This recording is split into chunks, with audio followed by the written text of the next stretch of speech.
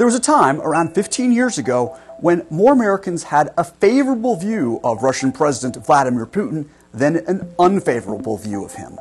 By 2015, Putin's popularity in the wake of Russia's annexation of the Ukrainian territory of Crimea had plunged. 3/4 of Americans had an unfavorable view of him. Now, amidst allegations of Russian interference in the U.S. election, Putin's favorable rating, according to a new Gallup poll, is actually up. Not sky high, but his numbers are 7% higher than 2 years ago. What gives? It appears that President Donald Trump, using the bully pulpit to praise a man many Americans consider a bully, and worse, is pushing up Putin's favorables, in the U.S. at least, among Republicans. 1 in 3 Republicans have a favorable view of Putin.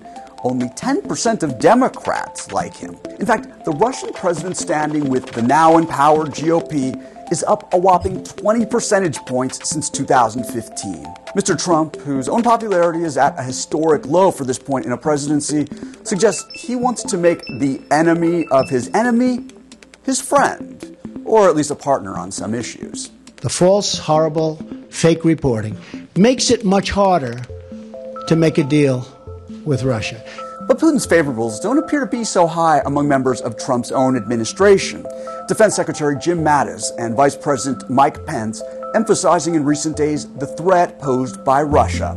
Trump's UN ambassador, Nikki Haley, making clear that unless the bear withdraws from Ukraine, American sanctions will remain.